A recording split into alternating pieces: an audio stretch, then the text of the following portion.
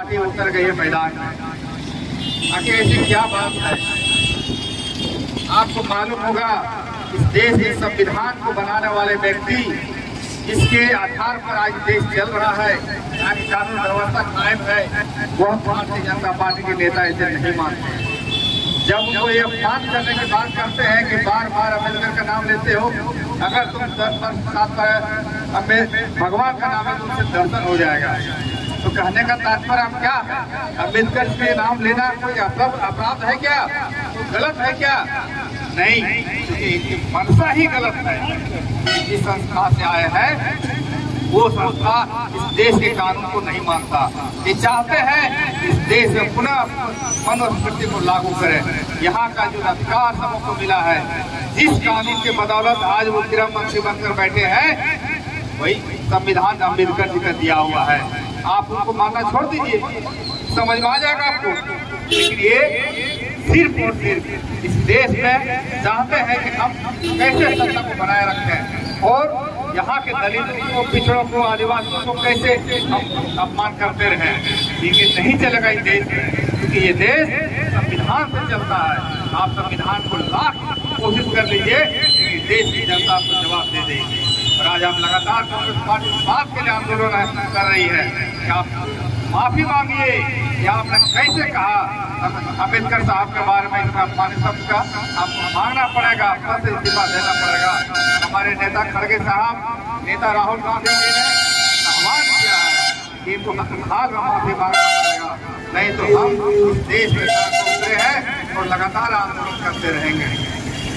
आश्चर्य की बात तो ये है, यही अम्बेडकर जी का दिया हुआ संविधान के माध्यम से आरक्षण को समाप्त करने का इन्होंने साजिश किया कि नौकरियां देना बंद कर दिया।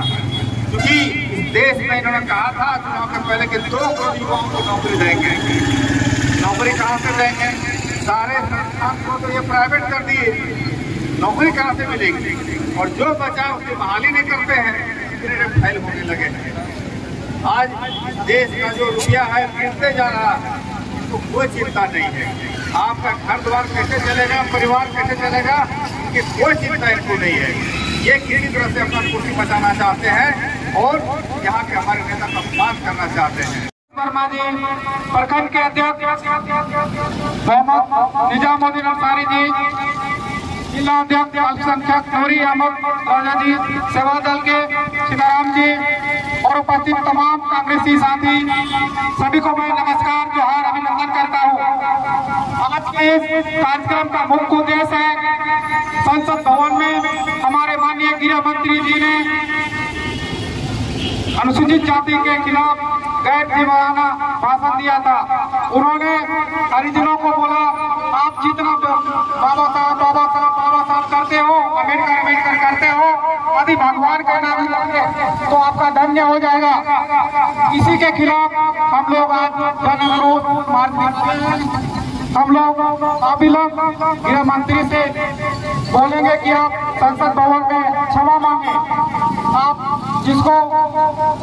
जिस तरह की भाषा का प्रयोग कर रहे हैं, ये अशोभनीय है। और से निकाली गई है, जिसमें हम तमाम कमेटी के पदाधिकारी, हम लोग आपको के सम्मान मार्च में यहाँ पर मौजूद है। आप लोग को मालूम होगा कि पिछले 17 दिसंबर को लोकसभा में हमारे देश के केंद्रीय गृह मंत्री के द्वारा साहब के ऊपर अपमान की गई थी। हम लोग लगातार ये मांग कर रहे हैं कि अमित शाह जी इस्तीफा दें, नहीं तो प्रधानमंत्री को बर्खास्त करें। लेकिन जिन कानों में क्यों तक नहीं रेंग रही है, इसलिए हम लोग सभी कांग्रेस पार्टी के नेता पूरे हिंदुस्तान के हमारे कांग्रेस भाई लोग गाँव घूम के, प्रखंड में घूम के ये सम्मान मार्च निकाल रहे हैं। ये सम्मान मार्च बाबा भीमराव अम्बेडकर के बारे में है। आप लोग मेरे साथ एक बार नारा लगाए साथियों, बाबा साहब का अपमान, बाबा साहब का अपमान। धन्यवाद साथियों। अब हमारे भी इस प्रकार के नवनियुक्त अध्यक्ष भाई निजामुद्दीन अंसारी से आग्रह होगा कि कार्यक्रम को जय बापू जय भीम के कार्यक्रम को लेकर जंगुआ प्रखंड के जमुआ चौक पे मुख्य अतिथि जिला कांग्रेस कमेटी के अध्यक्ष माननीय धनंजय सिंह जी, प्रदेश से चल के प्रदेश सचिव नरेश वर्मा जी, हमारे विश्व सूत्री के अध्यक्ष जुनैद आलम जी, देवरी प्रखंड से चल के आए हैं सम्मानित कार्यकर्ता और बुजुर्ग देवनंदन जी और गोपाल जी, युवा कांग्रेस के जिला अध्यक्ष पुरुषोत्तम जी और सभी कांग्रेसी। आज कांग्रेस पार्टी के द्वारा